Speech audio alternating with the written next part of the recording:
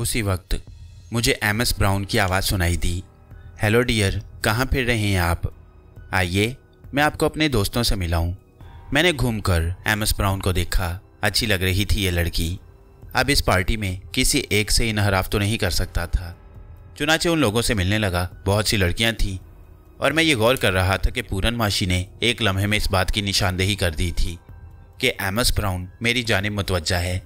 MS brown मेरे फ़न के बारे में बता रही थी और शदीद हैरानी का इजहार कर रही थी। जिन लड़कियों से उसने मेरी मुलाकात कराई वो मुझसे खासी मुतासिर थीं। एमएस ब्राउन ने कहा, एक दिन आप मुझे दीजिए, मैं आपसे अपने बारे में कुछ गुफ्तगू करना चाहती हूँ। मैं तो हर वक्त आपकी खिदमत के लिए हाजिर हूँ, लेकिन फिर भी आप इस सिलसिले में बेहतर होगा कि अली पाशा से बात कर लें। अली पाशा और आपका रिश्ता मेरी समझ में नहीं आया। वो आपके अंकल हैं। आपके अपने वालिदैन कहाँ हैं? बस जो कुछ भी हैं अली पाशा हैं मेरे लिए। यानी आपके सारे प्रोग्राम वही तय करते हैं? जी हाँ, यही समझ लीजिए। यानी आपके ज़ाती प्रोग्राम कुछ नहीं होंगे? आप अपने तौर पर कुछ भी नहीं कर सकते? नहीं, ये बात नहीं है। तो फिर आप अली पाशा के ज़ेरे असर क्यों हैं? बस हमारे दरमियान ऐसा ही रिश्ता है। आखिर क्यों? उसने ज़िद करने वाले अंदाज में कहा और मेरे होंठों पर मुस्कुराहट फैल गई। मिस एमस, मेरी आपसे ये पहली मुलाकात है और कुछ ऐसे मामलात होते हैं जिनके बारे में पहली मुलाकात में नहीं बताया जा सकता। तो फिर इतना ही बता दीजिए कि वो कौन सा तरीक़ाकार है जिसे इस्तेमाल करके इंसान पहली मुलाकात में किसी की मोहब्बत हासिल कर लेता है। मुआफ़ कीजिएगा, मोहब्बत कभी पहली मुलाकात में नहीं हासिल होती, मैंने मुस्कुराते हुए कहा। हालांकि आपके यहाँ क्लासिक्स में मोहब्बत के बारे में अजीबोगरीब नज़रियात हैं और मैंने उन्हें पढ़ा है। ना जाने क्या क्या कहा जाता है। हाँ, ज़हनी अय्याशी किसी भी शक्ल में हो सकती है, नज़रियात भी होते हैं अपने अपने, लेकिन मैं उनसे इत्तफाक नहीं रखता। मोहब्बत के बारे में आपका नज़रिया क्या है? मेरा ख्याल है ये भी पहली मुलाकात में नहीं बताया जा सकता, मैंने हंस कर कहा।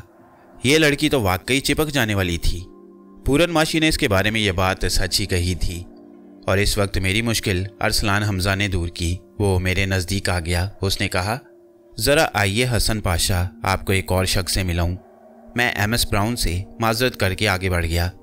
अरसलान हमजा मुझे लिए हुए आगे बढ़ गया। फिर उसने एक और शख्स से मेरा तारुफ करवाया। यह उसका दोस्त था। मैंने महसूस किया कि एमएस ब्राउन की निगाहें मेरा ताक़ुब कर रही हैं। फिर उसी वक्त अली पाशा मेरे नज़दीक आ गया। उसने मुस्कुराते हुए मेरा हाथ पकड़ा और बोला, कहो, सच सच बताना, इस पार्टी में लुत्फ़ आ रहा है कि नहीं? बहुत, मैंने मुस्कुराते हुए कहा। वो लड़की क्या कह रही थी तुमसे? कौन? MS brown? पागल है वो तो मुझे अंदाज़ा है। कह क्या रही थी? मुझे तन्हाई में मुलाकात करने के लिए कह रही थी। वेरी गुड, चलो खैर ठीक है। तुम खूबसूरती से अपनी मंजिल की जानिब बढ़ रहे हो। असल में तुम्हारे अंदर एक खुद एतमादी, एक वकार, एक बुलंदी नजर आती है जो आम शख्सियतों में नहीं होती। मुझे खुशी है कि तुम मेरे मकसद के लिए बेहतरीन अमल कर रहे हो। मैं खामोशी से उसकी बातें सुनता रहा। फिर मैंने कहा, अब क्या प्रोग्राम है? बस थोड़ी देर के बाद वापस चलेंगे, अली पाशा ने कहा। और दर हकीकत इस पार्टी से वापसी के बाद मैं खासा खुश था। एक ज़हनी शगुफ्तगी हासिल हुई थी और ये एक अहमियत रखती थी। फिर हम दूसरे दिन एक नशिस्त पर जम गए। अली पाशा ने कहा, तुम्हारे जहन में ये तसव्वुर तो नहीं पैदा होता कि मैं ये सब कुछ क्यों कर रहा हूँ? असल में मेरे और आपके दरमियान से अब झूठ बिल्कुल निकल गया है अली पाशा, और जो बात इंसानी फितरत से ताल्लुक़ रखती है उससे इनहराफ करने का मकसद है कि झूठ बोला जा रहा है। मतलब ये कि मैंने बारहा इस बारे में सोचा है कि आखिर आपकी असल शख्सियत क्या है, लेकिन इतना मैं जानता हूँ कि आप जो कुछ भी हैं मेरे हक़ में बहुत अच्छी हैं। मुझे तुम्हारी बड़ाई पर एतमाद है। यकीनन तुम जो कुछ कह रहे हो वो सच है और मैं उस सच पर भरोसा करता हूँ। वैसे मैं तुम्हें एक ख़ास बात बताना चाहता हूँ हसन। जी फरमाइए। मैंने पार्टी में ख़ास तौर से शिरकत इसलिए की थी कि तुम्हें राजा केदारनाथ से मिलाऊं।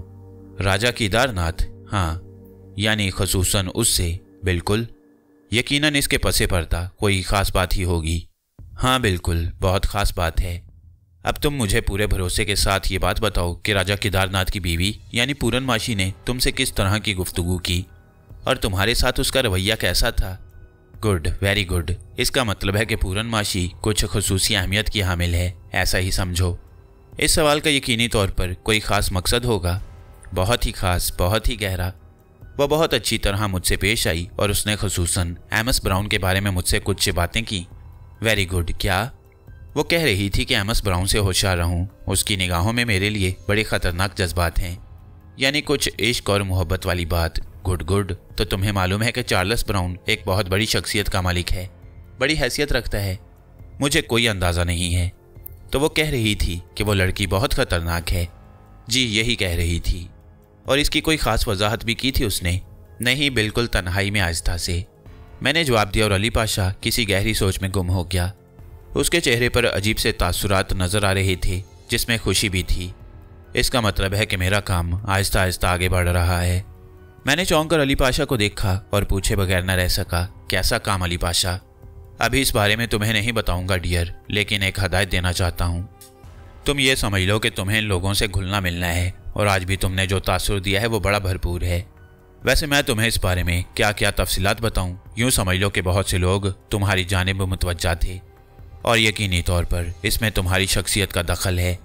मेरी शख्सियत की तश्कील तो आपने की है अली पाशा। नहीं मेरी जान, तुम यूं समझ लो कि तुम्हारी शख्सियत ही थी जिसने मुझे तुम्हारी जानिब मुतवज्जा किया। अच्छा खैर छोड़ो, अब मसला ये पैदा होता है कि राजा केदारनाथ तुम्हें खसूसी तौर पर अपने पास मदऊ करे। मेरा मतलब है कि किसी भी वजह से तो इससे इनकार न करना। कोशिश करना कि ज़्यादा से ज़्यादा उसकी तवज्जो हासिल कर लो। पहले तुम्हें यह अमल करना होगा, उसके बाद मैं तुम्हें आइंदा प्रोग्राम बताऊंगा। मगर मेरे जहन में एक तशवीश है अली पाशा। वो क्या ये बेहतर नहीं होगा कि मुझे इन हालात के बारे में कुछ ना कुछ पता चल जाए? कहीं ऐसा ना हो कि कोई ऐसी बात मेरे मुंह से निकल जाए जो आपके मकसद के लिए मुनासिब ना रहे। नहीं, ऐसी कोई बात नहीं है, तुम इस तरफ से बिल्कुल बेफिक्र रहो। चलिए ठीक है, अगर आप ये समझते हैं तो मुझे इस पर कोई एतराज़ नहीं, मैंने जवाब दिया। बात ख़त्म हो गई। दूसरे दिन उस वक्त मैं हैरान रह गया जब चार्ल्स ब्राउन अपनी बेटी एमस ब्राउन के साथ हमारे घर पहुंच गया। उस वक्त ये दोनों ही थे, और इत्तेफाक की बात यह कि अली पाशा किसी काम से बाहर गया हुआ था। मैंने उनका शानदार इस्तकबाल किया। चार्ल्स ब्राउन ने चारों तरफ देखते हुए कहा, वेरी गुड, मेरा अंदाज़ा तुम लोगों के बारे में बिल्कुल दुरुस्त था। मैं एहतराम से चार्ल्स ब्राउन को अंदर ले गया। एमस ब्राउन ने बड़ी बेबाकी से मुझसे मुसाफिया किया। चार्ल्स ब्राउन कहने लगा, तुम लोग वाकई शानदार शख्सियत के मालिक हो, लेकिन यह भी एक हकीकत है कि ना सिर्फ मैं बल्कि अरसलान हमजा, राजा केदार और दूसरे लोग भी तुम लोगों के बारे में एक अजीब सी कैफियत का शिकार हैं। आप क्या पसंद करेंगे मिस्टर ब्राउन? कॉफ़ी, ब्राउन ने बेतकल्लुफ़ी से कहा, और मैंने एक मुलाजिम से कॉफ़ी लाने के लिए कहा। एमस ब्राउन मीठी निगाहों से मुझे देख रही थी। चार्ल्स ब्राउन ने कहा, ये मेरी बेटी, यूं समझ लो मेरी दोस्त, मेरी सेक्रेटरी और मेरे हर राज की शरीक है, इसलिए इसके सामने कोई गुफ्तगू करते हुए मुझे दिक्कत नहीं महसूस होती। लेकिन अगर मैं तुमसे एक दरख्वास्त करूं तो मेरे ख्याल में इखलाकी तौर पर तुम्हें कबूल कर लेनी होगी। जी फरमाइए, मैंने कहा। जो कुछ मैं कहूं बुरा तो नहीं मानोगे उसका? बिल्कुल नहीं। ये मिस्टर अली पाशा कहाँ गए हैं? कुछ मसरूफ़ थे, लेकिन उनके बारे में सवाल करते हुए भला बुरा मानने की क्या गुंजाइश थी? मैंने कहा। नहीं, यह सवाल तो मैंने दरमियान में कर डाला है। अच्छा, मैंने मुस्कुराते हुए कहा, और चार्ल्स ब्राउन हंसने लगा। फिर बोला, बाज़ औक़ात ज़हनी इंतशार के आलम में कोई ऐसी बात मुंह से निकल जाती है जिसकी नौइयत मुख्तलिफ हो जाती है। खैर छोड़ो, आप कुछ कहने वाले थे? हाँ माय डियर, और मैंने तुमसे पहले माजरत कर ली कि तुम मेरी बात का बुरा तो नहीं मानोगे। आप बिला वजह इस कदर महसूस कर रहे हैं। आप जो चाहते हैं बेधड़क कहें। असल में तुमने मेरे बारे में जो पेशन गोइयाँ शुरू कर दी थीं वो मेरे लिए बड़ी परेशान कुन थीं। क्यों? मैंने मुस्कुराते हुए कहा, क्योंकि उनमें हकीकत छुपी हुई थी।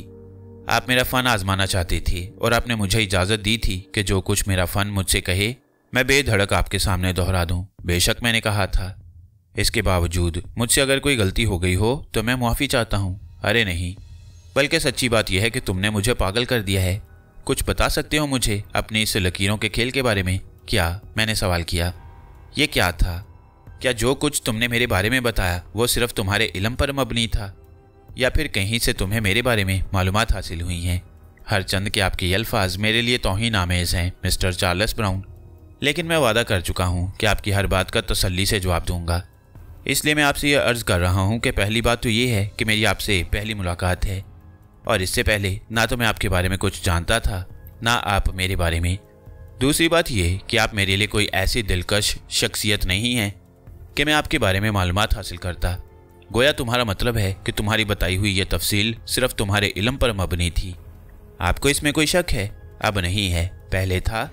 हाँ, यूं समझ लो कि तुमने मेरी रात की नींद हराम कर दी। इंसान का माजी क्या होता है ये वो खुद जानता है। लेकिन आप इस बात पर मुतमईन हो जाइए कि मुझे आपके माजी से कोई ज़ाती दिलचस्पी नहीं है। बस ये मेरा इल्म था जिसने मुझे आपके बारे में तफसीलात बताई और बात ख़त्म हो गई।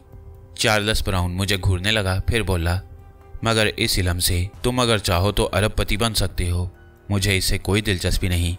और घोड़ों का क्या किस्सा था? वो अली पाशा का इल्म था, मैंने जवाब दिया। आखिर तुम दोनों हो क्या चीज़? मिस्टर ब्राउन, मैंने किसी कदर एहतजाजी लहजे में कहा, सॉरी, ये तो मैं तारीफ़ी अंदाज में कह रहा हूँ, लेकिन यह हकीकत है कि इस वक्त तुमने बहुत से अफराद को अपना दीवाना बना रखा है। अरसलान हमजा हैरान है, राजा कीदार पागल है, मैं खुद दीवाना हो चुका हूँ। क्यों एमस, मैं गलत तो नहीं कह रहा? आप अपनी बात अपने तौर पर करें डैडी। हाँ, ये एमस भी तुम्हारी बहुत तारीफ कर रही थी। आपने वादा किया था मिस्टर हसन पाशा कि आप एक दिन मुझसे तन्हाई में मुलाकात करेंगे। एमस ब्राउन ने बेबाकी से अपने बाप के सामने कहा, आपने मुझे ये हुक्म दिया था, लेकिन मैंने वादा तो नहीं किया था। तो फिर कल आप मेरे साथ? ये मैं अली पाशा से मालूमात करने के बाद ही बता सकूंगा। डैडी, आपको एक बात बताऊं, ये मिस्टर हसन पाशा जो हैं यूं लगता है जैसे अली पाशा की गुलामी करते हैं। नहीं बेटी, ताल्लुकात की एक नौयत होती है, हो सकता है इन दोनों के दरमियान। मिस एमस, मैंने उस दिन भी आपसे अर्ज किया था कि अली पाशा मेरे लिए बड़ी मोहतरम शख्सियत हैं, और उनके बारे में तो मैंने कोई ऐसी बात तो नहीं कही डैडी। एक ज़रा चंद मिनट के लिए अगर आप हमें इजाज़त दें तो मैं हसन पाशा से कहूं कि वो मुझे ये इमारत दिखा दें। कॉफ़ी आ रही है, हम अपनी कॉफ़ी चंद मिनट के बाद आकर पी लेंगे। आप उठिए प्लीज़, आइए उठिए प्लीज़। एमस ब्राउन ने बेतकल्लुफ़ी से मेरा हाथ पकड़ते हुए कहा। बड़ी अजीब बात थी, लेकिन इसलिए अजीब भी नहीं कि चार्ल्स ब्राउन अंग्रेज़ था, और अंग्रेज़ जैसी चालाक कौम हर मसलहत को बर्दाश्त कर सकती है। मैं उसके साथ बाहर निकल आया और एमस ब्राउन मेरे साथ आगे बढ़ गई। फिर बोली, आपने मेरे बारे में कुछ सोचा क्या? मैंने सवाल किया। मैंने आपसे कुछ कहा था। क्या कहा था भाई? मुझे तो याद नहीं है। देखो डियर, मैं तुम्हें एक बात बता दूं, जिंदगी में मैंने कभी किसी से कुछ नहीं चाहा, लेकिन यह हकीकत है कि जब भी चाहा तो उसे हासिल कर लिया। मैं तुम्हें पसंद करने लगी हूँ और तुम्हारी कुर्बत की ख्वाहिशमंद हूँ। मिस एमस ब्राउन, आपने जिंदगी में जो कुछ चाहा वो हासिल कर लिया। क्या उस चाहत में इंसान भी होती हैं? हाँ, क्यों नहीं? तो आप खुद ये सोच लीजिए कि एक ऐसी लड़की जो बहुत से नौजवानों को चाह चुकी हो मेरे लिए किस तरह काबिल कबूल हो सकती है। क्या मतलब? उसका मुंह हैरत से खुल गया। हमारे यहाँ एक तस्वुर है, मोहब्बत और शादी किसी एक से की जाती है और उसे ज़िंदगी का साथी बना लिया जाता है। तो फिर? और आप कहती हैं कि आपने बहुत से इंसानों को चाहा और उन्हें हासिल कर लिया। अगर ये मजाक कर रहे हो तो बहुत बुरा मजाक है। मैंने ये बात तो नहीं कही थी कि अगरचे बहुत से नौजवानों से मुतासिर रही हूँ। नहीं, ये बात तो आपने नहीं कही, लेकिन किसी इंसान पर कब्जा जमाने का तस्वुर मैं समझता हूँ गलत है और मैं इसे तस्लीम नहीं करता। मगर मैं तुमसे मोहब्बत करती हूँ। जल्दबाजी कर रही हैं आप। ज़रा चंद मुलाकातें होने दीजिए, उसके बाद मैं अपने दिल में आपको तलाश करूँगा। हो सकता है वहाँ आपकी तस्वीर नज़र आ जाए। ठीक है, मैं इंतज़ार करूँगी, उसने कहा। फिर थोड़ी देर तक गुफ्तगू करने के बाद मिस्टर चार्ल्स ब्राउन रुखसत हो गए। जाते जाते वो मुझे अपने घर आने की दावत दे गए। जब अली पाशा वापस आया तो मैंने उसे मिस्टर चार्ल्स ब्राउन की आमद की पूरी तफसील बताई और मिस एमस ब्राउन की धमकियां भी। अली पाशा हंसने लगा। फिर उसने कहा, ये नौजवान लड़कियां इसी रास्ते से सफ़र करती हैं, लेकिन बस ये जहन में रखना कि हमारी मंजिल एमस ब्राउन या चार्ल्स ब्राउन नहीं बल्कि राजा कीदारनाथ है। ठीक है, जैसा आपका हुक्म। वैसे उन्होंने कल मुझे बुलाया है। तुम्हें जाना है? सिर्फ मुझे? हाँ, क्यों? इसलिए कि तुम्हारा तन्हा जाना ही ज़रूरी है। लेकिन नहीं, जब मैंने कह दिया तो समझ लो कि यह भी मेरे प्रोग्राम ही का एक हिस्सा है।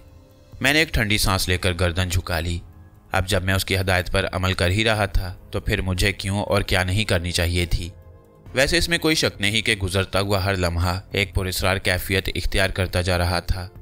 वो सारे किरदार तो अपनी जगह थे, लेकिन सबसे ज़्यादा उलझा हुआ किरदार मेरे लिए अली पाशा का था। आखिर राजा केदारनाथ में ऐसी क्या बात है जिसकी वजह से अली पाशा ने मुझे उसके पीछे लगा रखा है। दूसरा दिन मामूल के मुताबिक था। मैं वक्त मुकर्ररा पर वहां पहुंच गया। तमाम ही लोग मौजूद थे। सबने मेरा इस्तकबाल किया और अरसलान हमजा ने खुसूसी तौर पर अली पाशा के बारे में पूछा। पाशा मसरूफ़ थे इसलिए नहीं आ सके, मैंने जवाब दिया। मेरी निगाहें पूरन माशी की जानिब उठ गई। वह दूर से मुझे देख रही थी। मुझे देखकर मध्यम से अंदाज में मुस्कुराई। राजा केदारनाथ मेरे पास मौजूद था। हम लोगों के दरमियान गुफ्तगू होने लगी। वो लोग मुझसे सवालात कर रहे थे और मैं उन्हें जवाब दे रहा था। राजा केदारनाथ ने कहा, अगर तुम अपने इस फ़न का मुजाहरा मुल्क से बाहर करो तो वो लोग तुम्हारे दीवाने हो जाएं। बात असल में यह है कि राजा साहब कि कोई फ़न अगर किसी को मिल जाए तो उसे ज़रिया मुआश नहीं बनाना चाहिए। हाँ, मैं ये कह रहा था, बल्कि शायद पहले भी मैंने कहा था कि अगर तुम इस फ़न के ज़रिए इंसानों की मुश्किलात हल करने लगो तो बड़ी दौलत कमा लो। ना सिर्फ मुझे बल्कि अली पाशा को भी बहुत ज़्यादा दौलत कमाने से कोई दिलचस्पी नहीं है। भाई, ये लोग तो क़यामत उठा सकते हैं। अब रेस कोर्स में देखो ना, हर वो घोड़ा जीत रहा था जिसकी ये निशानदेही कर रहे थे। लेकिन एक बात यह भी है कि जब किसी को कोई कुव्वत ऐसी मिल जाती है तो वो बाकी चीज़ों से लापरवाह हो जाता है। लोग अपनी इस ज़िंदगी में खुश हैं, वरना क्या नहीं कर सकते लोग। अरसलान हमजा ने कहा, कमाल की बात है। राजा केदारनाथ मुस्कुराता हुआ बोला। मिस एमस ब्राउन उस वक्त भी अपनी बर्तरी कायम करने में मसरूफ़ थी, जबकि पूरनमाशी कुछ दूर दूर थी। खासी देर तक हम लोग मुख्तलिफ बातें करते रहे। बहुत से अफराद थे। ये कहना चाहिए कि अरसलान हमजा के यहाँ एक तरह से मेला ही लगा हुआ था तो गलत नहीं होगा। कुछ नए चेहरे भी नजर आ रहे थे। फिर कुछ लम्हों के बाद पूरनमाशी को मेरे करीब आने का मौका मिला तो मैंने आहिस्ता से कहा, मैंने आपको कुछ बताया था ना, याद है? कैसी हैं आप? आपसे तो बात ही नहीं हुई। खैर, मैं जैसी भी हूँ जानती हूँ कि किसी काबिल नहीं हूँ, लेकिन यह भी जानती हूँ कि अगर मन में किसी की जगह निकल आए तो इंसान मजबूर हो जाता है। मैं सिर्फ ये कहना चाहती हूँ कि एमएस ब्राउन से होशियार रहें। मैं होशियार हूँ, आप इस सिलसिले में बिल्कुल फिक्र न करें। कल वो तुम्हारे घर तक पहुँच गई थी। ना सिर्फ वो बल्कि मिस्टर चार्ल्स ब्राउन भी, मैंने कहा, और पूरनमाशी के होंठों पर एक हकारत आमेज मुस्कुराहट फैल गई। इस कौम में यही खूबी है, अपने मकसद के लिए ये तमाम अखलाकियात को नज़रअंदाज कर देती है। लेकिन कुछ तो बताइए पूरन जी, आखिर आप? नहीं, बस मैं नहीं चाहती कि तुम किसी ऐसे जंजाल में फंसो। आपका शुक्रिया अदा करने के अलावा और मैं क्या कर सकता हूँ? एमएस ब्राउन ने यह महसूस कर लिया कि पूरनमाशी मेरे पास है, चुनाचे बर्क रफ्तारी से मेरे पास पहुँच गई। मैंने डैडी से बात की है आपके लिए। उसने ये अल्फाज पूरनमाशी को सुनाने के लिए कहे थे। क्या बात की है? हम आपको अपने साथ लंदन ले जाएंगे, कटहरे में बंद करके। मैंने सवाल किया, कटहरा क्या होता है? मतलब ये पिंजरे में कैद करके ले जाएंगे आप मुझे? जैसे भी ले जाना हुआ, बस हम ले जाएंगे, वो नाज भरे अंदाज में बोली। कमाल है पूरन जी, आप देख रही हैं क्या तमाम लड़कियां इतनी ही बेवकूफ़ होती हैं? मैंने कहा और पूरनमाशी चौंक कर मुझे देखने लगी। एक लम्हे के लिए तो शायद एमएस ब्राउन भी कुछ नहीं समझी। फिर वो जल्दी से बोली, ये बेवकूफ़ आप मुझे कह रही हैं? अरे नहीं, मैं तो सिर्फ लड़कियों की बात कर रहा हूँ। नहीं, आपने मुझे ही कहा है। अगर आपको कहा है तो क्या आपने ऐसी कोई बात कही है जिस पर आपको बेवकूफ़ कहा जा सके? देखो, मैं बहुत जल्दी बुरा मान जाती हूँ, यही तो अच्छी बात नहीं होती। मैं कल आऊँगी, कल तुमसे इस मौजू पर बात करूँगी, वो बेतकल्लुफ़ी से बोली। और मैंने दूसरी जानिब रुख तब्दील कर लिया। अब क्या कहता इस लड़की को, जो ज़रूरत से ज़्यादा आगे बढ़ने की कोशिश कर रही थी। बहरहाल उस कमबख्त ने जो कुछ कहा था वो कर भी डाला। दूसरे दिन भी इत्तफाक से अली पाशा मौजूद नहीं थे कि वो तन्हा ही आ गई और मैं उसे देखकर हैरान रह गया। उसने कहा, तुमने उस औरत के सामने मुझे बेवकूफ़ कहा था। क्या करना चाहिए मुझे? मुआफ़ी मांग लूँ? नहीं, बिल्कुल नहीं। मुझे जवाब दो इस बात का कि तुम मेरे साथ लंदन चलोगे या नहीं? बिल्कुल नहीं, मैंने जवाब दिया। क्यों? अब अगर मैं ये कहूँ कि इस सवाल का मेरे पास कोई जवाब नहीं है तो और क्या कह सकता हूँ? हक बजानी भी हूँ इस बात में। मैंने तुमसे कहा कि मैं तुमसे मोहब्बत करती हूँ। मिस एमएस ब्राउन, क्या मैंने भी आपसे ये बात कही है? मैं तुम्हें चाहती हूँ, उसने बेझिझक कहा। और मैं आपसे ये अर्ज़ कर रहा हूँ कि मैंने इस बारे में कोई फ़ैसला नहीं किया। तुम्हें फ़ैसला करना चाहिए। मैं डैडी से इस बारे में बात कर चुकी हूँ। आप मेरे घर आई हैं, मैं आपसे क्या कहूँ सिवाय इसके कि आप पर रहम भी आता है। मुझ पर रहम खाने की ज़रूरत नहीं है, बस ये समझ लेना कि मैं पहले भी कह चुकी हूँ कि जो कुछ मैंने सोचा है वो कर डाला है। चलिए ठीक है, आपसे बाद में तफसीली मुलाकात होगी। इस वक्त मैं कुछ मसरूफ़ हूँ और कहीं जाना चाहता हूँ। कहाँ? इस बारे में आपको बताना पसंद नहीं करता, मैंने झल्लाई हुई आवाज़ में कहा और इसके बाद उसके पास से हट गया। एमएस ब्राउन हैरत से खड़ी मुझे देखती रही, फिर वो वहाँ से वापस चल पड़ी। लेकिन अब मुझे गुस्सा आने लगा। चूँकि अली पाशा ने भी इस बारे में कोई ऐसी बात नहीं कही थी, इसलिए मुझे ज़्यादा उसकी परवाह नहीं थी। लेकिन जब अली पाशा आया तो मैंने उसे तफसील बताते हुए कहा, क्या करना चाहिए अब मुझे? ये एमएस ब्राउन तो इंतहाई बेवकूफ़ लड़की है, पूरी तरह मेरे पीछे पड़ गई है और इतनी उल्टी सीधी बातें करती है कि बाज़ औक़ात मुझे गुस्सा आने लगता है। अली पाशा हंसने लगा, फिर शरारत आमेज़ अंदाज में मुस्कुराते हुए बोला, ऐसा तो होगा डियर, ताज्जुब है कि इससे पहले ऐसा क्यों नहीं हुआ। तुम्हारी शख्सियत ही ऐसी है। और अगर मेरे मुंह से कोई गलत बात निकल गई अली पाशा, तो आप सोच लीजिए कि आपके किसी प्रोग्राम में मुदाखलत तो नहीं होगी। वैसे तो कहा जाता है कि हसीन लड़कियों का दिल तोड़ना बुरी बात है, लेकिन फिर भी तुम किसी के लिए मजबूर नहीं हो। राजा केदारनाथ का मामला ज़रा मुख्तलिफ है। मैंने तुमसे कहा है कि मैं तुम्हें उस हद तक पहुंचाना चाहता हूं, और यह सिर्फ हमारी पॉलिसी और मसलहत होगी कि हम उसके साथ नरम रवैया इख्तियार करें, ख्वाह उसका अंदाज कुछ भी हो। बाकी तुम किसी और के लिए मजबूर नहीं हो। जो दिल चाहे करो और करते रहो। Very good. बस मैं उस बदतमीज़ लड़की को मुंह नहीं लगाना चाहता। तो ये तुम्हारी अपनी मर्जी है मेरी जान। तुम अपने तौर पर जिंदा रह सकते हो। भला मैं तुम्हारे मामले में कैसे मदाखलत कर सकता हूँ। लेकिन एक बात ज़रूर कहूँगा। वो क्या? अरसलान हमजा के घर इस वक्त जो इज्तिमा है, हमें उससे दिलचस्पी है, और तमाम तर दिलचस्पियाँ राजा केदारनाथ के साथ हैं। बल्कि जो कुछ तुम मुझे बता चुके हो उसमें यह बात नुमाया हैसियत रखती है कि रानी, मेरा मतलब है पूरनमाशी तुम्हें खुसूसी तौर पर एमएस ब्राउन से अलग करने की हदायत करती है। अब तुम किसी वक्त उसके सामने ही एमएस ब्राउन की तौहीन कर दो ताकि वो तुम्हारी जानिब खुसूसी तौर पर मुतवज्जा हो जाए। केदारनाथ और सिर्फ केदारनाथ, बाकी हमें किसी और से दिलचस्पी नहीं है। मैं हंसकर खामोश हो गया। अब बार बार अली पाशा से केदारनाथ के बारे में पूछना एक बेवकूफ़ी की बात थी और मुझे ये नहीं करना चाहिए। वक्त इसी रफ्तार से गुजर रहा था और इसमें कोई नुमाया तब्दीली नहीं हुई। एमएस ब्राउन मुसलसल मेरे पीछे लगी हुई थी। इस दौरान पूरनमाशी वगैरह से बहुत कम गुफ्तगू हुई। मुलाकातें अक्सर होती रहती। फिर उस दिन हम लोग ड्राइंग रूम में बैठे बातें कर रहे थे कि मुलाजिम ने राजा केदारनाथ की आमद के बारे में इतला दी और अली पाशा खुशी से उछल पड़ा। वो मारा, उसने कहा, और मैं चौंक कर उसे देखने लगा। खैरियत अली पाशा? काम खुश असलूबी से हो रहा है। मुझे बड़ी बेचैनी से उसका इंतजार था। चलो उसका इस्तकबाल करें। फिर हम दोनों बाहर निकल आए। राजा केदारनाथ तन्हा ही था। उसने अंदर दाखिल होकर हम दोनों को अपने मखसूस अंदाज में हाथ जोड़कर सलाम किया और अली पाशा ने पुरतपाक अंदाज में उसका इस्तकबाल करते हुए कहा, अरे राजा साहब, आप तन्हा? हाँ, बस अरसलान हमजा के ड्राइवर के साथ आया हूँ। वो बाहर गाड़ी में मौजूद है। आइए आइए, तशरीफ़ रखिए। अली पाशा ने उसे बिठाते हुए कहा और राजा केदारनाथ बैठ गया। कैसे मिजाज हैं आपके? वैसे आपकी आमद पर हैरत भी हुई और खुशी भी। मेरा ख्याल है मैं अपनायत से आ गया हूँ। कोई हर्ज तो नहीं है ना? कैसी बातें करते हैं आप? आपने तो हमें इज्जत बख्शी है। शुक्रिया।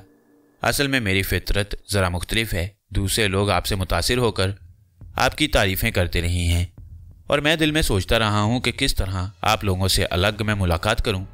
आपने बहुत अच्छा किया, तशरीफ़ ले आए। भाई हसन राजा साहब के लिए सिर्फ चाय पीऊँगा और कुछ नहीं। असल में पिछले कुछ दिनों से एक अजीब सी कैफियत दिलो जहन पर सवार है। मैंने सोचा कि अपने दिमाग पर बोझ रखने की बजाय मैं आप लोगों से अपनी उस ख्वाहिश का इजहार ही क्यों ना कर दूं। क्यों नहीं? अगर हमारे लायक कोई खिदमत है तो आप ज़रूर बताइए। देखिए, मैं साफ तबीयत का आदमी हूँ। खैर, रेस वगैरह का मामला तो बिल्कुल ही मुख्तलिफ है। हालांकि उसमें भी अली पाशा आपने हम सबको हैरान कर दिया। लेकिन बड़े बड़े माहिर होते हैं। आपको हम घोड़ों का जादूगर कह सकते हैं। लेकिन हसन पाशा ने जो किया है वो नाकाबिल यकीन था। चार्ल्स ब्राउन खुद भी हैरान है। वैसे वो ज़रा मुख्तलिफ तबीयत का इंसान है और हिंदुस्तान में भी बड़ा असर व रसूख रखता है। थोड़ा सा मगरूर है अपने आप पर। लेकिन खैर, ये उसका ज़ाती मामला है। तो हसन पाशा ने चार्ल्स ब्राउन के बारे में जो तफसीलात बताई हैं उन्होंने मुझे बड़ा मुतासिर किया है और मेरी एक ज़ाती ज़रूरत भी इस नौयत की है। जी, आप कहते रहिए, हम सुन रहे हैं। अली पाशा ने कहा, बात बहुत अजीब सी है और ऐसा कहना नहीं चाहिए किसी को। लेकिन आप लोगों को जिस अंदाज में मैंने महसूस किया उसमें मुझे यह एहसास हुआ कि आप इंतहाई नेक नफ्स और दोस्त नवाज किस्म के लोग हैं। हमारी ज़ात से अगर किसी की कोई ज़रूरत पूरी हो जाती है तो हमें इससे ज़्यादा खुशी की बात और कोई नहीं समझते। और अगर इसके लिए कुछ जहमत उठानी पड़े तो अगर कोई दोस्त किसी तरह की फरमाइश करे तो फिर वह फरमाइश जहमत नहीं होती। सोच समझ कर कह रहे हैं आप? राजा केदारनाथ ने कहा, इसमें सोचने की ज़रूरत भी नहीं है। फ़र्ज़ कीजिए मैं एक ऐसी बात कहूँ जो आप लोगों के लिए अजीबोगरीब हो और नापसंदीदा भी, तो वो बात एक दोस्त की ज़ुबान से अदा होगी। ज़्यादा से ज़्यादा उसकी तफसील मालूम कर ली जाएगी। असल में हसन पाशा को मैं कुछ दिन के लिए अपना मेहमान रखना चाहता हूँ और वो भी हिंदुस्तान में। खैरियत? मैंने कहा ना, लेकिन नहीं, मुख्तसर तफसील बताना ज़रूरी है। असल में एक ऐसी शख्सियत का तज्जिया करना चाहता हूँ उनसे जिनके बारे में मैं उलझन का शिकार हूँ। वो शख्सियत हिंदुस्तान में है। हाँ तो ठीक है। क्या आप सिर्फ हसन पाशा ही को ले जाना पसंद करेंगे? नहीं, बिल्कुल नहीं। मेरी आरजू है कि आप भी मेरे साथ ही चलें। मेरा तो मसला मुश्किल हो जाएगा। ठीक है, तो फिर इसके लिए मैं आपसे जिद नहीं करूँगा। लेकिन हसन पाशा? हाँ, हसन पाशा आपके साथ जा सकते हैं। मैं इस बात के लिए आपका जिस कदर शुक्रिया अदा करूं वो कम होगा। असल में कुछ ऐसा ही मामला है। आप बिल्कुल फिक्र न करें। आप जब भी चाहें हसन को अपने साथ ले जा सकते हैं और मुझे भी जैसे ही मौका मिला मैं आपके पास पहुंच सकता हूं।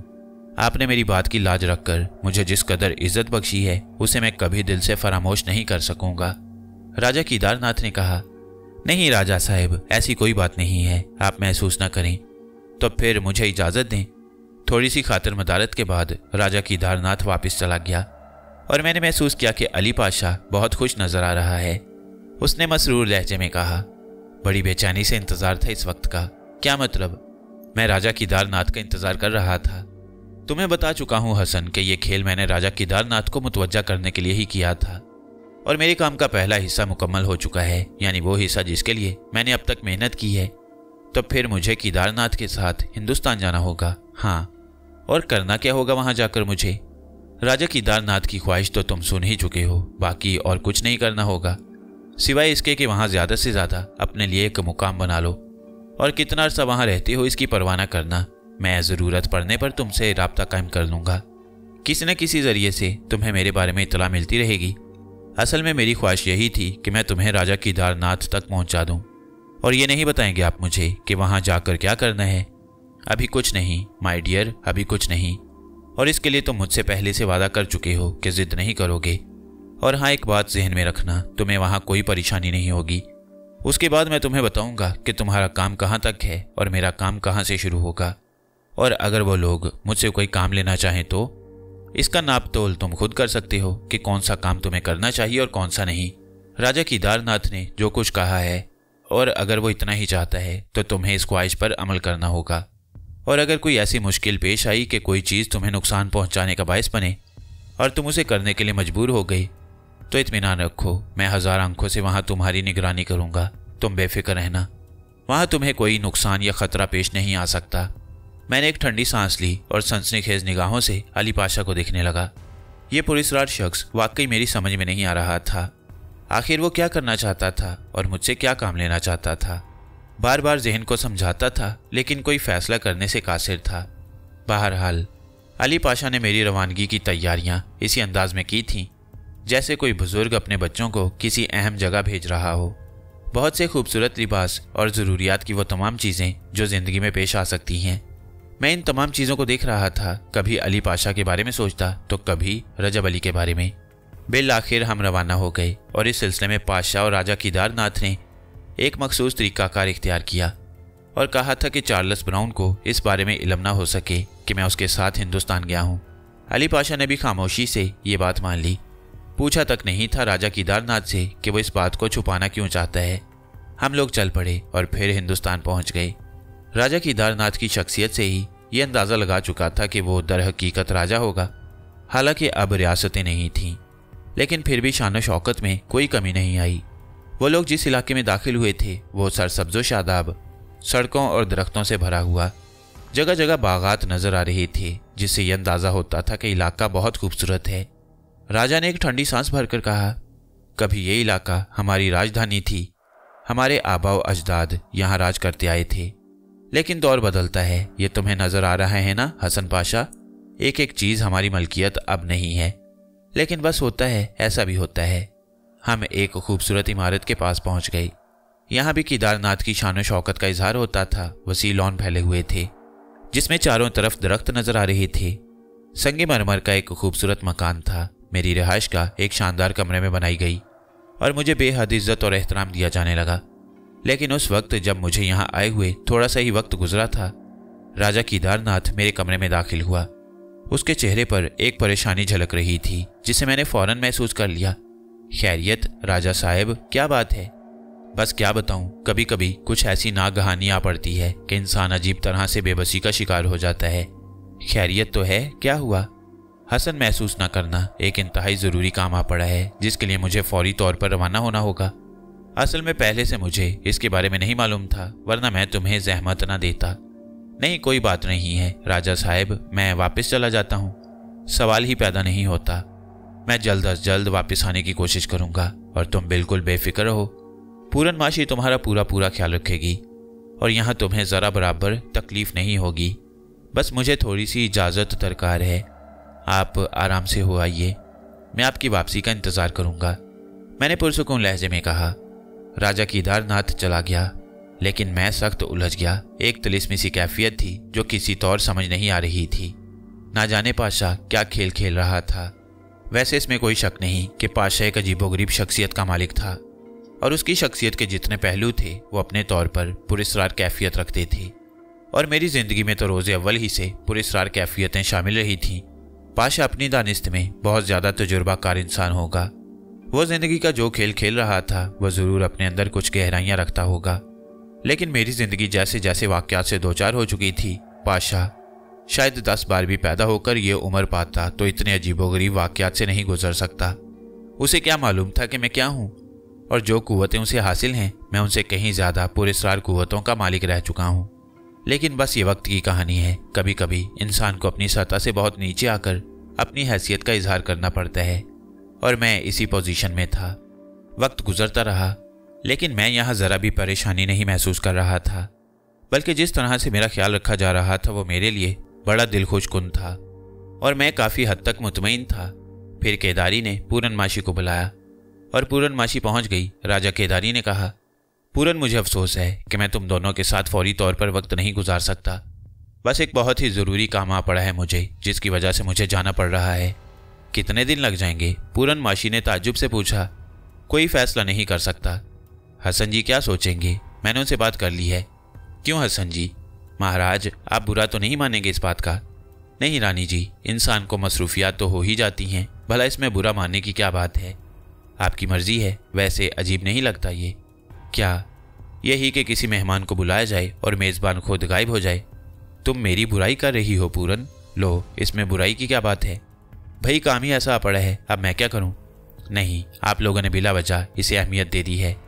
कोई ऐसा मसला नहीं है, ये इलाका बहुत खूबसूरत है। जब तक आप वापस आएंगे मैं कहीं और चला जाऊंगा, मैंने कहा। अरे क्यों? पूरनमाशी हैरत से बोली। नहीं, मेरा मतलब है आप हमारी तौहीन कर रहे हैं महाराज, पूरनमाशी ने शिकायती लहजे में कहा। नहीं, मुआफ़ कीजिएगा, ऐसी कोई बात नहीं है। तो मैं हूं ना आखिर, पूरन ने बड़ी अपनाइयत से कहा। यही तो मैं भी कह रहा था, मगर तुम्हें शरारत की आदत पड़ी हुई है, मेरी तौहीन ज़रूर करती हो। लो, इसमें तौहीन की क्या बात है? तो खैर सुनो बात, मेरे मुअज़्ज़ज़ मेहमान को किसी तौर कोई तकलीफ़ नहीं होनी चाहिए। ख्याल रखना इन्हें यहाँ कोई शिकायत ना हो। इन्हें शिकायत हो तो आप हमारी गर्दन काट दें, पूरनमाशी ने मुस्कुराते हुए कहा। तो आप कब जा रही हैं? यूँ समझ लीजिए रात के किसी वक्त यहाँ से चला जाऊँगा। ठीक है, आप इत्मीनान रखें। फिर वो चले गए। पूरनमाशी भी उनके साथ ही चली गई थी, और मैं अपने उस कमरे में बंद होकर फिर हालात पर गौर करने लगा। बहरहाल देखना है कि यह दिलचस्प खेल कहाँ तक चलता है और सूरत हाल क्या रहती है। फिर बहुत वक्त गुजर गया तो एक खूबसूरत सी लड़की मेरे कमरे में दाखिल हो गई। आप हसन हैं? हाँ, क्यों? अगर मैं आपको हसन कहूँ तो? लड़की ने कहा और मैं चौंक कर उसे देखने लगा। छोटी सी उम्र की थी, आंखों में शरारत, होंठों पर मुस्कुराहट। मैंने भी मुस्कुराते हुए कहा, और अगर यही लफ्ज़ मैं तुमसे कहूँ तो मैं शर्मा जाऊंगी। उसने कहा और खिलखिलाकर हंस पड़ी। कौन हो तुम? नहीं, मैं कुछ नहीं हूँ। क्या मतलब? मेरा नाम ना पूछें। मैं तो कुछ भी नहीं हूँ, मगर तुम्हें किसी नाम से तो पुकार सकता हूँ मैं। हे कह लें, हाय कह लें, हो कह लें, सीटी बजा दें, बस और क्या कह सकती हूँ।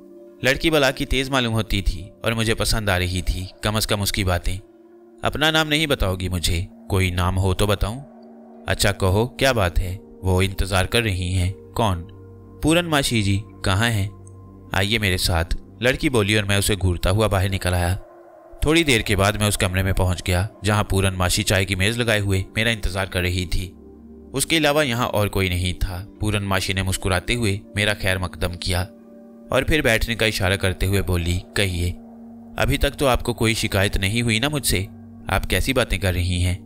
अरे नहीं, कोई ऐसी बात नहीं है, बस सिर्फ यूं समझ लीजिए कि बहुत अरसे के बाद किसी को देखकर दिल को खुशी का एहसास हुआ है। कौन है वो? मैंने भी लगावट से पूछा, और पूरनमाशी ने नजरें झुका ली। मेरी इस बात का उसने कोई जवाब नहीं दिया। फिर वो बोली, लीजिए ना, कुछ फल लीजिए, मैं चाय बनाती हूँ आपके लिए। आपके महल में तो बहुत सी दासियां हैं, आप अपने हाथ से चाय बनाएंगी? उसने निगाहें उठाकर मुझे देखा और बोली, हाँ। बस इसके अलावा उसने और कुछ नहीं कहा। मैं खामोशी से उसे देखता रहा। फिर कुछ फल उठा लिए थे और दांतों से कुचलने लगा था। पूरनमाशी खामोशी से गर्दन झुकाए चाय बनाने में मसरूफ थी। उसके बालों की एक लट उसके चेहरे पर झूल रही थी और मैं राजा केदारनाथ और पूरनमाशी का तज्जिया कर रहा था। दिल तो चाहता था कि मैं उससे इस बेजोड़ शादी के बारे में पूछूं, लेकिन इतनी जाती बात थी कि किसी को करनी नहीं चाहिए थी। मैंने कहा, यहाँ और कोई ऐसा नहीं है जो हमारे साथ नाश्ते वगैरह में शरीक हो? क्यों, मैं काफ़ी नहीं हूँ? नहीं, मेरा मतलब है कि बताइए क्या मतलब है? बस यूं ही मैंने पूछ लिया था। यानी आपके कुछ और ऐसे अजीज़ व अकारब जो आपके साथ रहते हों? अजीज़ तो कोई कोई ही होता है। क्या मतलब? आप हर बात का मतलब क्यों पूछ रहे हैं चौंक चौंक कर? नहीं, कोई ख़ास वजह नहीं, मुझे तो लगती है। क्या मतलब? यूं लगता है जैसे आपको कोई शक हो रहा हो। भला क्या शक हो सकता है पूरन जी? कुछ भी, उसने कहा और हंस पड़ी। वैसे आप बुरा तो मान रहे होंगे हसन। किस बात का? यही कि केदारी आपको अपना मेहमान बनाकर खुद गायब हो गए। नहीं पूरन जी, मैं जानता हूं कि कभी कभी इंसान को कोई ज़रूरत पेश आ ही जाती है। और मेरे इन अल्फाज पर पूरनमाशी हंस पड़ी। क्यों, मेरा ख्याल है इसमें हंसने की कोई बात नहीं, बस ऐसे ही, उसने कहा। अंदाज में बदस्तूर शरारत थी। मैं उसकी आंखों में देखने लगा। वो भी बेबाकी से मुझे देख रही थी और उसकी आंखों में जो कुछ था वह मुझे बहुत अजीब लग रहा था। फिर काफ़ी वक्त हमने साथ गुजारा। पूरनमाशी बहुत देर तक वहीं बैठी रही। बातें कोई ख़ास नहीं थी, लेकिन मुझे उनमें लुत्फ़ आ रहा था। फिर रात हो गई और इसके बाद मैं अपनी ख्वाबगाह में दाखिल हो गया। बिस्तर पर लेटकर मैं इन हालात के बारे में गौर करने लगा। इसमें कोई शक नहीं था कि मेरी उम्र जितनी भी थी, लेकिन मेरा तजुर्बा उससे काफ़ी आगे बढ़ गया था और मुझे यूं महसूस हो रहा था जैसे कि दारी कोई मशकूक शख्सियत हो। इसके साथ साथ ही अली पाशा भी कम मशकूक शख्सियत नहीं थी। मेरी समझ में ये बात नहीं आई थी कि उन्होंने बाकी लोगों से बचाकर मुझे यहाँ हिंदुस्तान क्यों भेजा है। फिर ना जाने रात के कौन से हिस्से में नींद आ गई। दूसरी सुबह नाश्ते के लिए वही लड़की अंदर आई, ख़ास किस्म का लिबास पहने हुए और बहुत हसीन लग रही थी। उसकी शौक आंखें मेरे चेहरे पर जमी हुई थीं। मैं बौखलाई अंदाज में उठकर बैठ गया। लड़की ने कहा, अरे आप लड़कियों को देखकर घबरा क्यों जाते हैं? अफसोस, कल पूरनमाशी से तुम्हारे बारे में पूछना भूल गया। क्या? यही कि आखिर तुम कौन हो और इतनी बेबाक क्यों हो? वो एकदम संजीदा हो गई। फिर उसने कहा, आपने फूलों पर उड़ती हुई तितलियां देखी हैं? हाँ। कैसी लगती हैं वो? बहुत खूबसूरत। फिर आप उन्हें पकड़ लेते हैं, आगे कहो, और उनके परों का रंग उतर जाता है। फिर वो बदसूरत हो जाती हैं और बेजान होकर गिर पड़ती हैं, फिर मर जाती हैं। मैं हैरत से उसे देखने लगा। लड़की खूबसूरत होने के साथ साथ ज़हीन भी थी। फिर वो एकदम अपने चेहरे को बदलती हुई बोली, माफ़ कीजिएगा, चलिए उठिए, गुस्ल खाने में जाकर नहा लीजिए और उसके बाद मेरे साथ चलिए। तुम्हारी बातों का मतलब क्या था? मैंने सवाल किया और वह उदासी से बोली, अगर आपने किसी से हमारे बारे में तज़किरा कर दिया तो समझ लीजिए कि हमारे परों का रंग उतर जाएगा और हम। ओह। मैंने गहरी सांस लेकर उसे देखता रहा। अब उसका चेहरा संजीदा हो गया था। मैंने उससे कहा, तुम जो कोई भी हो, सुनो, मुझे अफसोस है कि मैंने तुम्हें उदास कर दिया। आइंदा मैं तुम्हारे बारे में कोई ऐसी बात नहीं कहूँगा। उसने गहरी निगाहों से मुझे देखा और बोली, आप नहा लीजिए। इसके बाद रानी पूरनमाशी नाश्ते पर आपका इंतज़ार कर रही हैं। ठीक है, मैंने कहा और वो बाहर निकल गई। मैं गुस्ल खाने में दाखिल हो गया। मेरे लिए एक खूबसूरत लिबास निकाल कर रख दिया गया था। ये लिबास मेरे ही लिबासों में से निकाला गया, लेकिन मैंने इससे पहले इसे इस्तेमाल नहीं किया था। ये तमाम कपड़े अली पाशा ने मेरे लिए मुहैया किए थे। फिर मैंने गुस्ल से फरागत हासिल करके लिबास पहना और बाहर निकल गया। वो लड़की दरवाजे के बाहर मौजूद थी, मुझे साथ लेकर चल पड़ी। थोड़ी देर के बाद मैं पूरनमाशी के सामने था। पूरनमाशी सफ़ेद साड़ी में मलबूस थी, माथे पर बिंदी लगी हुई, मेकअप से बेनियाज, और मुझे यह एहसास हो रहा था कि मेकअप करके वो अपने कुदरती हुस्न को ख़राब कर लेती है। वो तो बिल्कुल डाली पर खिले हुए फूल की मानंद थी, तरोताज़ा और हसीन, बहुत खुशगवार मूड में थी। फिर नाश्ता शुरू करते हुए उसने कहा, एक बात बताइए। हाँ। अली पाशा से आपका क्या रिश्ता है? क्या मतलब? मैंने चौंक कर पूछा। नहीं, मतलब कुछ नहीं है। आप बड़ी अजीब बातें करती हैं पूरन जी। बुरी तो नहीं लगती मेरी बातें? नहीं, लेकिन आपका रवैया कुछ अजीब सा है, और जो बात मेरी समझ में नहीं आती उससे मुझे उलझन होने लगती है। मैं मुआफ़ी चाहती हूँ, लेकिन आपसे मेरा एक गहरा वास्ता है। अगर कभी कोई ऐसी बात हो जाए जो आपके दिल को बुरी लगे तो आपको भगवान का वास्ता बुरा ना मानिए, बल्कि मुझे माफ़ कर दीजिए। मेरे दिल में आपके लिए कोई खोट नहीं है। बस कभी कभी दिल चाहता है कि किसी मन चाहे से कोई बात करूं तो आपसे बात कर लेती हूं। मैंने इस बात पर कोई ख़ास तवज्जो नहीं दी, जबकि उसने मुझे मन चाहा कहा था और यह लगावट का एक अंदाज था। फिर वो संजीदा हो गई, थोड़ी देर तक खामोश रही, उसके बाद बोली, एक बात कहूँ आपसे? हाँ बोलो। आपको पता है कि राजा केदारी जी खुद नहीं गए? क्या मतलब? उन्हें यहाँ से भेजा गया है। किसने और क्यों? मैंने हैरत से पूछा। लंबी कहानी है, थोड़ी थोड़ी ही मालूम होगी आपको। मेरी समझ में तो कोई कहानी ही नहीं आई। आखिर किसने भेजा है राजा केदारी को यहाँ से? मैंने, पूरनमाशी ने कहा और मैं उछल पड़ा। मैंने हैरान होकर उसकी सूरत देखी और चंद लम्हात खामोशी के बाद बोला, आपने? हाँ। क्यों? इसलिए कि मुझे और आपको तन्हाई नसीब हो जाए। मगर मुआफ़ कीजिएगा पूरन जी, ये तन्हाई आप क्यों हासिल करना चाहती थी? इसलिए कि मेरा काम आपके सिवा और कोई नहीं कर सकता। आपका काम? हाँ। मगर क्या काम है आपका? बहुत जल्दबाज हो। मैंने कहा ना, आहिस्ता आहिस्ता सब मालूम हो जाएगा। मगर थोड़ी सी बातें मैं आपको ज़रूर बता दूंगी। खूब, मेरे दिमाग की चटनी बना दीजिए, उलझा कर रख दिया है आपने मुझे। मैंने कहा और वो हंस पड़ी। अभी नहीं हसन पाशा जी, अभी तो आप इन इलाकों की सैर करें। कुर्बजवार की हसीन वादियाँ इतनी खूबसूरत हैं कि आपको मज़ा आ जाएगा। अच्छा ये बताइए, जानवरों के दुश्मन हैं आप? मतलब शिकार करती हैं? नहीं, बहुत अरसे से शिकार करना छोड़ दिया है। यही तो उम्र है शिकार करने की। अगर इस उम्र में शिकारी ना बने तो कुछ अरसे के बाद शिकार बन जाएंगे। खासी दिलचस्प बातें करती हैं आप, लेकिन आपने मेरे दिमाग को ऐसा उलझा दिया कि अब मैं उसी उलझन का शिकार रहूँगा। दिल और दिमाग को बड़ा रखना चाहिए। बहुत छोटी छोटी बातें सामने आती हैं, लेकिन हम ऐसे उलझ जाएं तो जीना मुश्किल हो जाए। मगर आप कम से कम मुझे कुछ तो बता दीजिए। जान हाजिर है आपके लिए, पूछिए। मुझे यहाँ लाने का कोई ख़ास मकसद है? हाँ। और आप ये बता सकती हैं कि यह मकसद हासिल करने वाला कौन है? मैं। वो बोली और खिलखिलाकर हंस पड़ी। तो गोया आपने अपने किसी मकसद को हासिल करने के लिए केदारी जी को यहाँ से भेजा है? हाँ, ये सच है। पूरनमाशी इस बार संजीदा होकर बोली और मैं खामोश हो गया।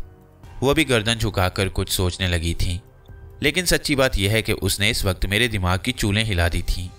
वो खामोश थी और मैं भी खामोश था, और ये खामोशी खासी तवील हो गई तो उसने गर्दन उठाकर कहा, मेरी बातों का बुरा मान गए ना आप? अरे नहीं, ऐसी कोई बात नहीं है। मगर आप खुद सोचें, इंसान तो इंसान ही होता है ना। जहन उलझता है उसका तो वो ज़्यादा खुश नहीं होता। अच्छा, मुझे थोड़ा सा वक्त दे दीजिए। शाम को एक शख्सियत आपसे मुलाकात करेगी और उसके बाद आपकी उलझनें ख़त्म हो जाएंगी। कौन? मैंने सवाल किया। अब देखिए ना, बहुत सी बातें होती हैं जिसमें इंसान खुद ज़ुबान बंद नहीं करता, बल्कि उसकी ज़ुबान बंद कर दी जाती है। जब वो आपसे मिलेगी तो आपको खुद पता चल जाएगा। बस उस वक्त तक के लिए मुझे माफ़ कर दीजिए, शाम तक के लिए। आइए ज़रा इस जगह की सैर करें, पूरनमाशी ने कहा और मैं गहरी सांस लेकर उठ खड़ा हुआ। फिर वो मुझे अपना ये महल दिखाने लगी। मुझे नहीं मालूम था कि राजा केदारी की क्या हैसियत रही है। वैसे रियासतें तो ख़त्म हो गई थीं और ये बहुत पुरानी बात थी, लेकिन फिर भी जो कदीम राजा थे, हुकूमत ने उनके लिए वजीफ़े मुकर्रर कर दिए थे, और ये वजीफ़े इतने थे कि वो राजाओं की शान से ही जिंदा रह सकें। यहाँ भी कुछ ऐसी ही सूरत हाल मुझे मालूम हुई थी। सारे महल में बेशुमार अफराद काम करते थे। अंदाज ऐसे ही था जैसे महलों का होना चाहिए। जगह जगह मुलाजिम बिखरे हुए नजर आते और पूरनमाशी को देखकर वो गर्दनें झुका लेते। हम काफ़ी देर तक ये वसीअरीज इमारत देखते रहे। पूरनमाशी मुझे सारी तफसीलात बता रही थी। उसने कहा, यह महल हमारे पुरखों ने बनाया था, और मैं आपको एक बात बताऊं, असल में ये केदारी जी का महल नहीं है और ना ही ये उनकी रियासत थी। तो फिर? मैंने चौंक कर कहा, यह रियासत मेरे पिता की है और वजीफ़ा भी मुझे मिलता है। यानी मैं अपने पिता की इकलौती बेटी थी, कोई भाई नहीं था मेरा।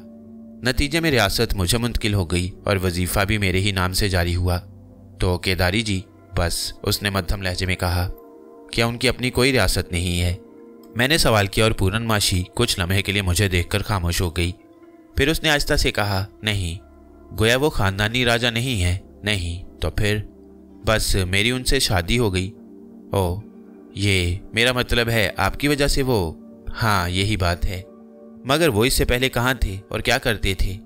हमारी रियासत के मुंतज़िम आला के बेटे हैं वो, और मेरे पिताजी अपने मुंतज़िम आला पर मुकम्मल एतबार करते थे। मैं खामोश हो गया, लेकिन मेरे जहन में एक सनसनी सी पैदा हो गई। बड़ी अजीब बात थी। केदारी ऐसी शख्सियत का मालिक भी नहीं था कि उससे इश्क किया जाता और उससे शादी कर ली जाती। रियासत पूरनमाशी के बाप की थी और ये महल पूरनमाशी की मलकियत, और पूरनमाशी की वजह से राजा केदारी राजा कहलाता था। और पूरनमाशी और राजा केदारी की उम्र में ज़मीन आसमान का फ़र्क था। बात तो कुछ बन रही थी और सूरत हाल बड़ी पुरस्कार हो गई।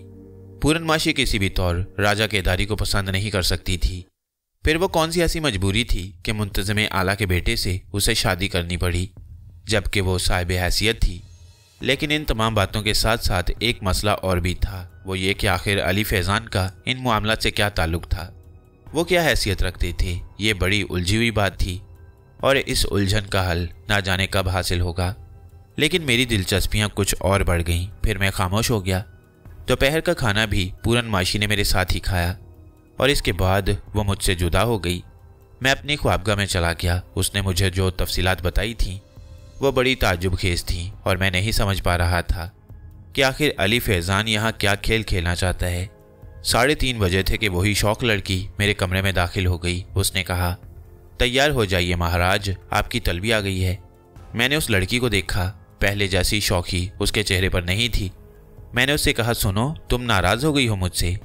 अरे नहीं महाराज, कैसी बातें कर रही हैं, आपके चरणों की धूल हैं हम, एक लम्हे में ज़िंदगी खो बैठेंगे। अगर आपकी नज़र टेढ़ी हो गई तो यहाँ इस जगह आकर मुझे यूँ लगता है जैसे मैं किसी पुरस्कार तिलिस्म में फंस गया हूँ। सबके सब पुरस्कार एक जैसे। आप चलिए, देर हो रही है। ठीक है, मैं तैयार हुआ जाता हूँ। फिर मैं तैयार होने के बाद उस लड़की के साथ चल पड़ा। वह मुझे महल के एक दूर दराज हिस्से में ले गई। फिर वो एक कमरे के दरवाजे के सामने रुक कर बोली, अंदर चले जाइए, आपके मेहमान आपका इंतज़ार कर रही हैं। मेरी समझ में कुछ नहीं आया और मैं नहीं जानता था कि अंदर कौन है। लेकिन अंदर दाखिल होते ही मेरे जहन को जो शदीद झटका लगा था वो एक लम्हे के लिए बर्दाश्त से बाहर हो गया, क्योंकि अंदर मैंने जिस शख्स को देखा था उसे देखकर मेरी आंखें हैरत से फैल गई थीं। ये अली फैज़ान पाशा ही था। एक शानदार सूट में मलबूस, आंखों पर चश्मा, हाथों में हीरों की अंगश्तरियां पड़ी हुई, ऐसी शानदार शख्सियत का मालिक नजर आ रहा था कि देखकर इंसान का जहन गिरफ्त में आ जाए। मुझे देखकर उसने अपना चेहरा उतारा और गर्दन हिलाकर बोला, आओ। ठिठक क्यों गए? और सुनो, दरवाज़ा बंद कर दो। मैंने पलटकर दरवाज़ा बंद किया और आहिस्ता कदमों से चलता हुआ उसके पास पहुंच गया। फिर मैंने कहा, एक इंसानी जहन में किस कदर कुव्वत बर्दाश्त होती है फैज़ान साहब। क्यों, क्या बात है? वो हंसकर बोला, यहाँ आकर मेरे दिमाग की चूलें हिल गई हैं। मैं जानता हूँ ऐसा ही होगा और आप मुझे इस तरह मुश्किलात का शिकार कर रही हैं। कोई मुश्किल पेश आई है तुम्हें? अगर ऐसा है तो मुझे बताओ। नहीं, मेरा जहन बुरी तरह उलझा हुआ है। पहली बात तो ये कि आपने वहाँ से मुझे यहाँ तक भेजा और ख़ास तौर से ये कहकर भेजा कि पूरनमाशी आपका मतलूब है। यहाँ आने के बाद भी मुझे कुछ मालूम नहीं हुआ और फिर मैं सोच भी नहीं सकता था कि आप इस तरह यहाँ पहुँच जाएंगे। अगर ऐसा ही था तो मेरे साथ क्यों नहीं आए?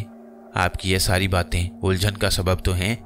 और उसके बाद पूरनमाशी ने मुझसे कहा था कि एक शख्सियत आपसे मिलने आ रही है। हाँ, मुझे यहाँ आना था और जितना तुम्हें मालूम है उसके बारे में भी मुझे इल्म है। मगर मेरे दोस्त, मैंने तुमसे कहा था कि मैं तुमसे अपना एक मुफाद रखता हूँ और ये भी कहा था मैंने तुमसे कि दुनिया में कोई भी शख्स लालच के बगैर किसी के लिए कुछ नहीं कर सकता। मुझे माफ़ करना मेरी जान, मैंने जो कुछ किया है उसमें मेरा एक गहरा खेल वाबस्ता है।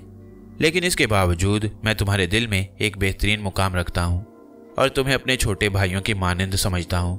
देखो, मैंने तुमसे आज तक कुछ नहीं मांगा, लेकिन अब मेरी दरख्वास्त है कि मुझसे इतना ताउन करो कि जो कुछ मैं तुम्हें कहूँ वो करते रहो। हाँ, इसका वादा मैं तुमसे करता हूँ कि तुम्हें कोई नुकसान नहीं पहुँचेगा। मैंने तुम्हें जो इल्म दिया है, अगर तुम्हारे दिल में उसके लिए कोई मुकाम है तो समझ लो कि वो मेरी तरफ से इस काम का एक पेशगी मुआवजा है। अगर तुम इस बात को तस्लीम करो तो। नहीं पाशा, मैं इस बात को खुलूसे दिल से तस्लीम करता हूँ।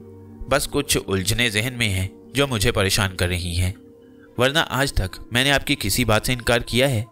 मैं जानता हूँ और इसके लिए मैं तुम्हारा शुक्रगुजार हूँ और मैं भी बेवकूफ़ नहीं हूँ। किसी साहिब ज़रफ़ से ही अपने मकसद का इजहार किया जाता है और मैंने तुम्हारे ज़रफ़ को आजमा लिया था। बस इतनी मोहलत दे दो मुझे कि काम इस अंदाज में हो जिसमें इसके बिगड़ने का खदशा ना हो। मैं एक ठंडी सांस लेकर अली फैज़ान के सामने बैठ गया। फिर मैंने कहा, नहीं अली फैज़ान, आप जिस तरह भी कहेंगे मैं इसके लिए हाजिर हूँ।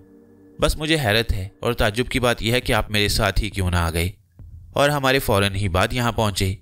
ये भी मेरी इसी कैफियत का एक हिस्सा है और यहाँ मुझे सूरत हाल बताने के लिए तुम्हारे पास आना पड़ा। जी, मैंने आहिस्ता से कहा, मैं तुम्हें एक कहानी सुनाऊंगा और उसके बाद तुम्हारे जहन से बहुत सी उलझनें दूर हो जाएंगी। जी फरमाइए।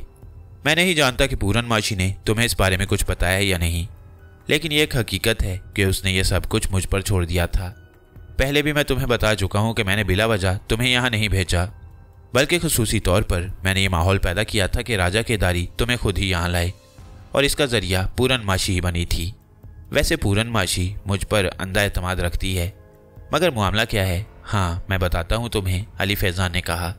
फिर मध्यम लहजे में बोला, पूरनमाशी एक राजा की बेटी है। राजा संग्राम सिंह बहुत शानदार आदमी था। ये रियासत उसी की है और ये राजा केदारी इस रियासत के मुंतज़िम आला रामनाथ का बेटा है। शुरू ही में, बल्कि ये कहना चाहिए कि पूरनमाशी की 9 उम्री में केदारी ने ना जाने कैसे कैसे जाल फैलाकर पूरनमाशी को अपने शिकंजे में जकड़ लिया। ये तो सिलसिला यूं हुआ, लेकिन इसके अलावा यूं समझ लो कि रामनाथ ने अपने बेटे केदारी को पूरनमाशी के पीछे खास तौर से लगाया और इसके पस मंजर में उसका एक लालच था। उधर राजा संग्राम सिंह के 2 और बच्चे थे, जिनमें एक लड़का और एक लड़की। ये दोनों बच्चे संग्राम की एक ऐसी बीवी से थे जिसका किसी को कोई पता ना था। यूं समझ लो कि जब संग्राम सिंह अपनी उम्र के आखिरी लम्हात तय करने लगा तो उसने उन दोनों बच्चों के बारे में बताया। लड़के का नाम श्यामराज और लड़की का नाम सुमन कुमारी है। सुमन कुमारी एक माजूर लड़की है और श्यामराज शुरू ही से साधु संतों के चक्कर में पड़ गया और एक तरह से बस पंडित ही बनकर रह गया। श्यामराज पंडित का रूप धारे इस महल के एक हिस्से में पड़ा रहता है। वो कोई कामकाज नहीं करता, बस रियासत के टुकड़ों पर उसकी परवरिश हो रही है। पूरनमाशी ने भी कभी कोई हैसियत नहीं दी, सिवाय उसके कि वो जिंदा है और जी रहा है। यही कैफियत उस अपाहज लड़की सुमन कुमारी की भी है। लेकिन इसके साथ एक और राज भी है, वो ये कि पूरनमाशी का एक और भी सगा भाई था जो उससे कुछ साल छोटा था। ये सगा भाई उसकी माँ की औलाद था, लेकिन बचपन ही में उसे अगवा कर लिया गया था और अगवा करने वालों ने एक लंबा खेल खेला था, क्योंकि इसके बाद वही संग्राम सिंह का वली अहद था। उस लड़के का कहीं कोई पता नहीं चला और बिल आखिर संग्राम की मौत के बाद पूरनमाशी को इस रियासत की रानी बना दिया गया और रामनाथ अपने बेटे केदारी को शुरू ही से इस पर मुसल्लत किए हुए थे। अपनी इस कोशिश में कामयाब हो गया और केदारी की शादी पूरनमाशी से कर दी गई।